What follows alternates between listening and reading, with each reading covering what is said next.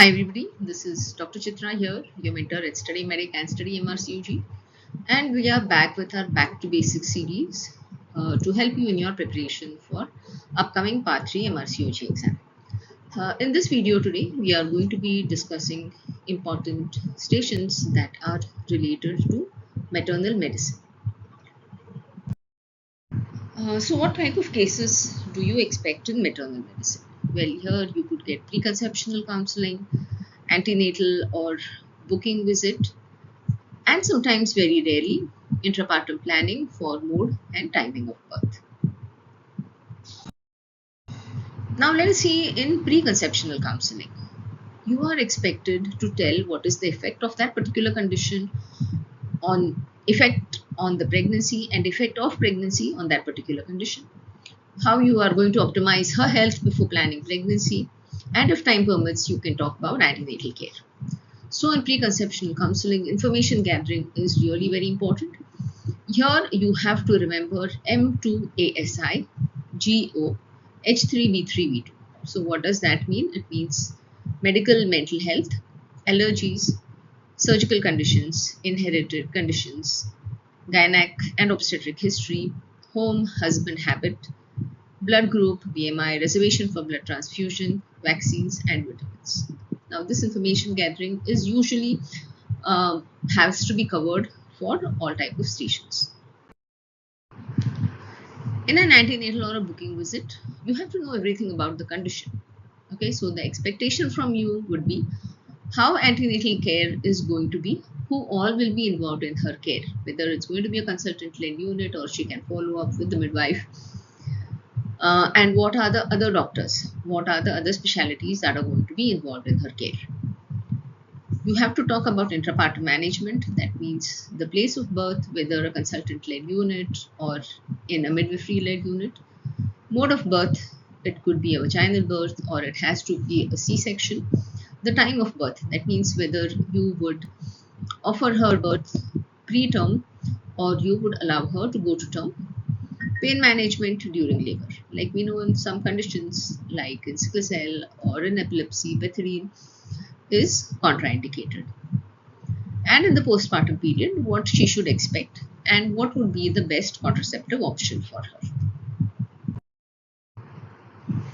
Intrapartum cases, these are cases which you would get not very frequently, but you should be knowing what are the specific measures to be taken in the intrapartum period, like vaginal delivery is contraindicated or not, what is the pain relief that can be offered, continuous electronic fetal monitoring, is it indicated, are you going to cut down the second stage of labor, and what would be the effect on the baby during intrapartum stage, and in the postpartum period, what medications would be stopped, what would be restarted again, whether breastfeeding is safe or not, what about thromboprophylaxis, and which is the contraceptive that is safest for her. So let us see different tasks. First, we have a preconceptional counseling. Now, in your 2 minutes, very carefully read what is given in candidate instructions. This is a simulated patient task. You are the ST5 in the preconception clinic and you are about to see this 30-year-old who is planning her second pregnancy. So remember, it's a second pregnancy. Don't forget to ask her about her previous obstetric history. What was the pregnancy like and what was the outcome? She is very anxious and worried. So you have to talk to her, address her concerns and make a plan. Remember, maternal medicine cases are generally lengthy type of stations, so usually there is no hidden agenda. But if you find that the task is relatively straightforward or there is something in the role player that you are not very comfortable with, or she keeps on insisting for one particular thing, always explore that particular concern of her and try to find out if there is some hidden agenda like domestic violence or sexual abuse or anything that is going on at home. Role player instructions you can skip for now, but come back later and read the role player instructions again. Now what I want you to do is read the candidate instructions very carefully. Stop the video. In your mind, think what are the important points that you're going to be talking about in this exam. Okay, and then listen to this video and mark the points that you have talked about and the points that you did not talk about. So communication with the patient here. Always the start has to be very good. Try to win over the confidence of the role player. Set your agenda. Try to find out if there is any hidden agenda. When the role player tells you about the previous IUFD, make sure that there is a lot of empathy. Ask her how she is coping up with the IUFD. And remember, no medical jargon to be used. You have to offer her patient information leaflets and support groups, and if she needs counseling, please arrange for her to see a counselor. Now here, if you fail to obtain history of IUFD and you do not react to that, or you do not show any empathy, then communication with patient, you are going to lose points. Now in information gathering, remember she is diabetic, so you have to know everything about her present condition, her latest reports, and her visit to the specialist. Remember all those points that we talked about in information gathering, how she is coping up with the IUFD, whether she needs any support at this stage, is her husband supportive or not. And if you fail to obtain what is the result of her latest HbA1c and when was the last time that she went to her specialist, you will lose points. Okay. Next important is patient safety. So always in patient safety, you have to confirm the identity of the patient, make sure she has no allergies, what about her blood group, any reservations for blood transfusion. Then here in this patient, make sure that you offer her multidisciplinary care. Optimization of her diabetes is very important. Till her BMI is not optimized, make sure that you offer her a good contraceptive advice. So if you fail to optimize her BMI and her HbA1c, then your patient safety is going to be compromised. Now in applied clinical knowledge, you should be knowing about the effect of diabetes on pregnancy and vice versa. What are the maternal and fetal effects of diabetes every trimester wise? Because we know that as pregnancy advances, the amount of insulin that she is going to need keeps on increasing. Weight management is something which is very crucial if you want to optimize her health. And till she achieves an ideal weight, make sure that you have given her good contraceptive advice. And you should always write a letter to her GP to keep him in the loop. So, if you are not aware of the effects of diabetes on pregnancy and vice versa, then it means that your applied clinical knowledge is not good. Now, our aim in this exam is to make sure that you get a clear pass. We do not want to be somewhere in borderline or certainly not in the fail zone. So, the global criteria for someone who has to get a clear pass, you have to obtain a good history of the condition and what is her latest HbA1c. When was her latest follow-up with the specialist? What about her renal and ophthalmic function? You have to inquire about her previous pregnancy. What was the outcome? Empathize with her intrauterine fetal death. Rule out allergies and reservations for blood transfusion. Recognize that the condition at present is not controlled, okay, and the first priority would be to optimize her health. You should also show good knowledge about the effect of diabetes on pregnancy and vice versa, and what are the maternal and fetal effects of the condition. And make sure that you have very clearly told her that this pregnancy is going to be a high-risk pregnancy and you offer her consultant-led care. So this is a typical preconceptional station that you can have. Let us see a variation of diabetes. So you have another simulated patient task. So you have this lady who has been referred by the midwife because the midwife has found out that her fasting glucose level today is very high. HbA1c is also very high, whereas the lady is saying that when she is monitoring her glucose levels at home, they are in the normal range. Okay, an ultrasound has been done which also shows that the baby has macrosomia, there is polyhydramnios.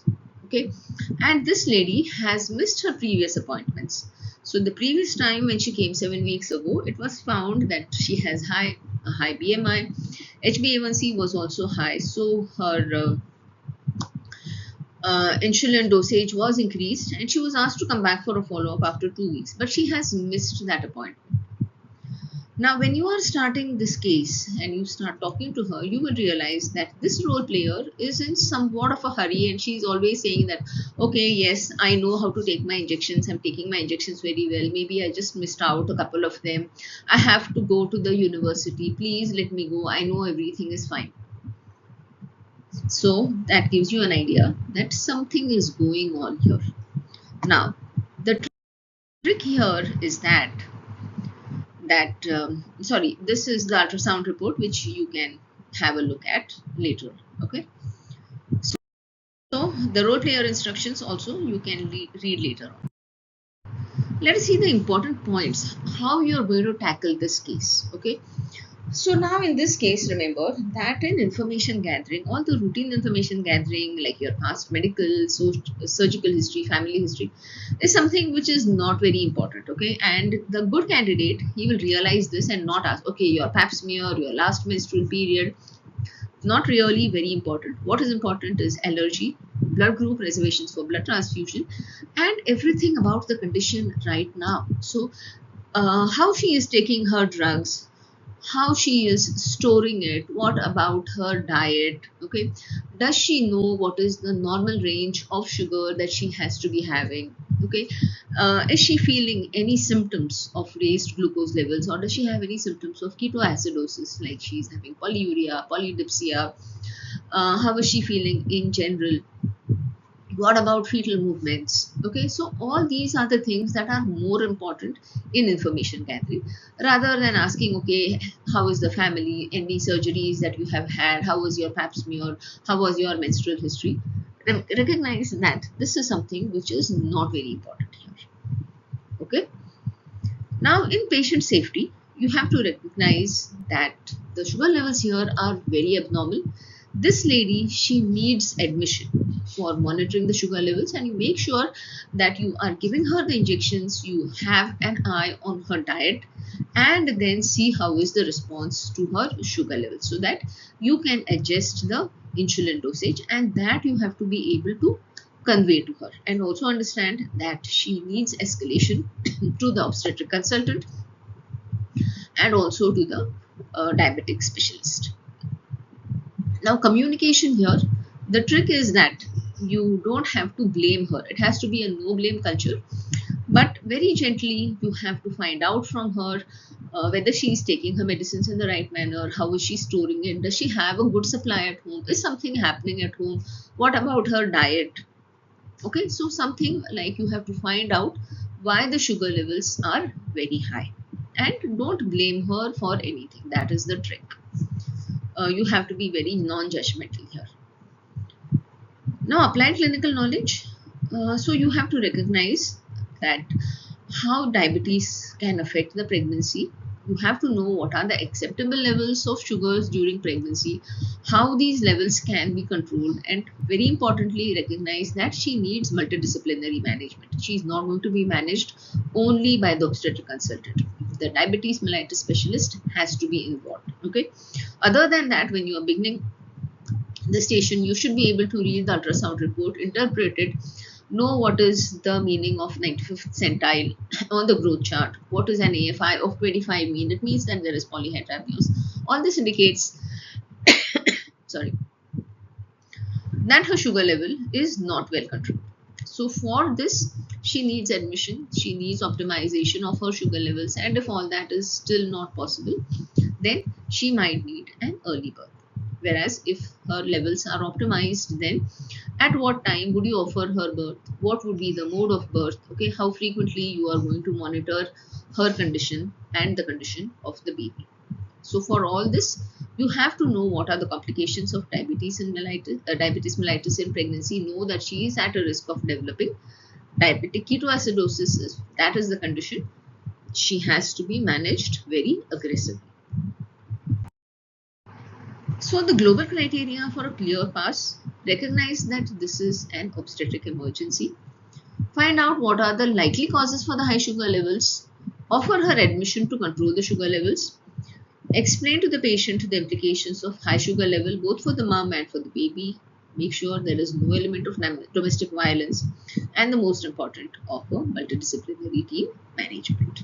Okay, so this is a station that is completely different from preconceptional counseling, and all this you have to recognize in the initial 2 minutes when you are reading the candidate instructions. Another type of case, it would be like an antenatal visit or something like a booking visit. So you have this lady who has type 1 diabetes from the age of 11 years, and she is referred by the GP for some consults. Let us see what the GP has to say in his letter. So he says that he is referring this lady who is a case of type 1 diabetes at 8 weeks pregnancy. She is using the insulin pump for control of diabetes. But now recently she has been experiencing episodes of hypoglycemia at night especially, and postprandial sugar levels are high. So she is worried now as to how she is going to manage herself during pregnancy. The GP has run a few tests. Let us see what are the results of those tests. So her HbA1c is 8.5. In the exam, you are going to confirm the name, her age, her NHS number, and everything. That would be an important part of patient safety. The good thing is she doesn't have any urinary ketones. Her retinopathy screening is normal, renal function is normal, and scan shows that she has 8 weeks pregnancy with good cardiac activity. The role player instructions, remember, she is a lady who is very anxious and concerned because she wants to know how this diabetes is going to affect her pregnancy. What does the high HbA1c mean? How she is going to prevent the sugar levels from going too high or too low, because remember she is getting hypoglycemia and sometimes her postprandial is very high. And she wants to know how this insulin pump, how it's going to work during pregnancy. And she wants to know whether she has to deliver early.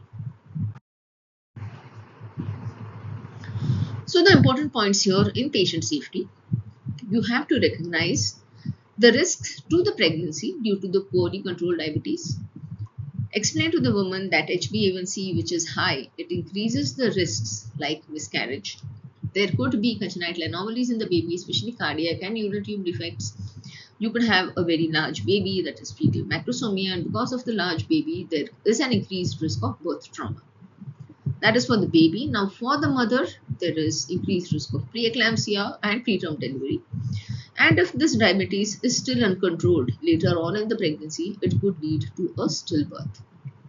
So if you fail to recognize the risks that are associated with high HbA1c levels, this will lead to reduction in patient safety. Now coming to communication with the patient. So the discussion, it should be very clear, structured, and it should address the fears and anxieties and expectations of the woman. And at the same time, you have to give her reassurance, and the tips that you are telling her, they have to be practical. So keep one thing in your mind whenever you are doing any station, that address the concerns of the role player at the same time. Don't just ignore it or brush it off and say that it is not important or I'll come back to you later. Remember, what happens is after some time you might not have time to address her concerns. And if that happens, then you give an impression to the role player and to the examiner that you are just running on your own agenda and you are not listening to what the role player is saying. Your first motive should be that you have to address all the concerns of the role play. Okay, only then communication skills are going to be marked as good. So here you have to empathize with her because she is very worried as to why her sugar is sometimes going low, sometimes going high, and tell her that yes, your concerns are genuine. And you have to explain to her the need for frequent glucose monitoring and not cause undue stress to her. The management plan that you're going to make for her, it should be a shared management plan. The language that you are using, it has to be clear, simple language, and do not use any medical jargon. And at the same time, you have to reassure the lady that she is going to get full support from you when she is continuing the pregnancy. Now, information gathering.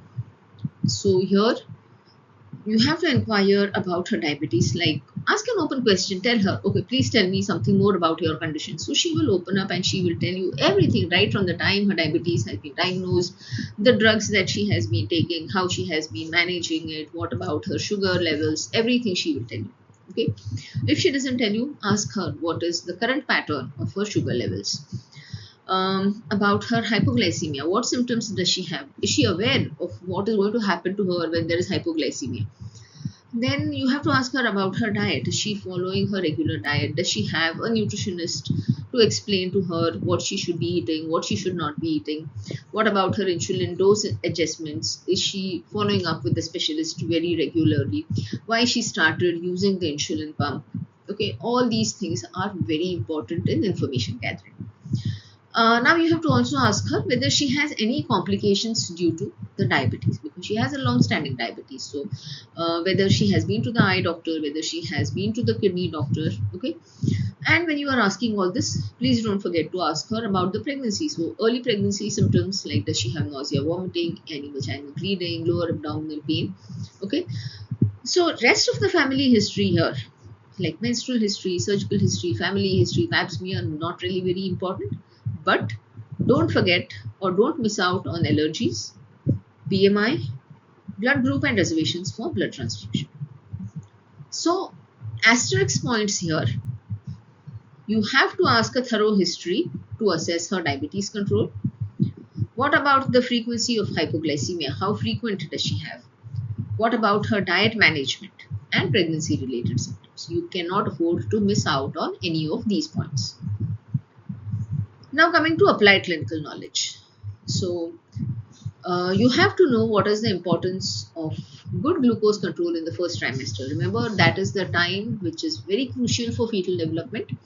You should be aware of what are the targets for sugar levels in pregnancy. So fasting should be between 3.5 to 5.3, and postprandial after 1 hour should be less than 7.8. So this you have to convey to the lady. Now, use of insulin pump during pregnancy. As the pregnancy progresses, we know the requirement of insulin goes on increasing. So, this insulin pump is going to need frequent adjustments. Okay, but at the same time, also remember that this pump allows fine adjustments to keep the sugars stable, but she might need frequent monitoring of her sugar levels. You also have to remember about monitoring of the fetus, the growth and development of the fetus, and when you are going to deliver her. All this will depend on how the fetus is growing and what is her sugar control. So if everything is under control, if the sugar levels are under control, for patients who have diabetes type 1 or type 2, we offer them birth between 37 to 38 weeks. Now, the mode of birth is different for all. For some, you can offer induction of labor. For some, it would be an elective CS. It depends on what is the clinical picture at that time. Okay, it depends on the state of the cervix, the presentation of the fetus. If the fetus, what about the Doppler study? So there are a lot of things that will decide the mode of birth. So in applied clinical knowledge, you have to demonstrate evidence-based knowledge of managing type 1 diabetes in pregnancy, but at the same time, do not provide a blanket management for everyone. You have to individualize care for each and every patient. So these were the important points that have to be covered in maternal medicine and the different types of stations, the variety of stations that you can get with diabetes mellitus. Thank you so much for watching the video. I hope the video was helpful to you and it goes a long way to help you to clear this exam. Good luck to all of you. I'm sure all of you are going to rock the exam. So good luck once again. Take care and bye-bye. Take care till then.